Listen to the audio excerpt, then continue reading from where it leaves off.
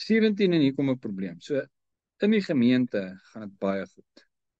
Wonders en tekens en mense maak hulle saak reg met die Almagtige. Mense bekeer, hulle word weergebore.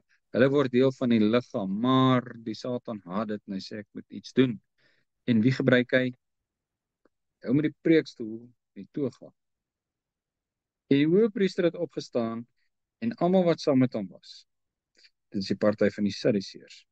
En hulle was met nydigheid vervul. Nydigheid. Ek is jaloers, ek is afgunstig. Hulle is besig om so baie mense by ons weg te rokkel. Is dit nie nou net prakties van wat gebeur met kerke vandag nie? Hulle rokkel daai mense by my af. Hierdie ou het nou weer hierdie nuwe lering en soveel mense loop van ons af weg soontoe. Hoe is dit jou mense gewees? Jy het vir hulle gesterf. Hierdie is die hoëpriester en die Sadduseërs en hulle is vol nydigheid vervul want die apostels trek hulle lede weg, hulle mense, hulle aansien, hulle voorsiening, hulle wat ook al. Is dit hulle sinne? Hoe het dit jou nou geword? Julle gekoop. Nou presies dieselfde vandag.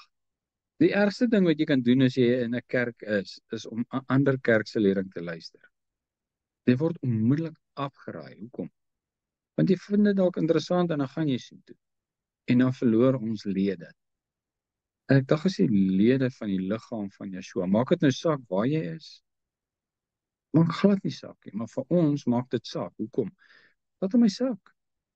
Daar's 'n verskil of ek 500 lede in my gemeente het of 20.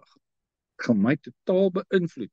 Ek wil nie hier met mense by my wegvat nie. Moenie 'n ander evangelie verkondig en my mense wegtrek na jou toe nie. Waarmee is ons besig?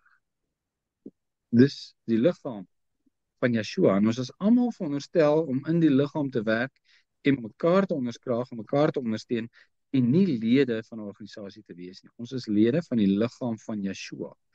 Jy kan nie iemand wegrokkel van die liggaam van Yeshua nie. Waar, hoe? Jy sal moet hom na die duisternis toe lok. Maar tussen kerke is daar heiligheid. Jy dit nie doen nie, bly weg.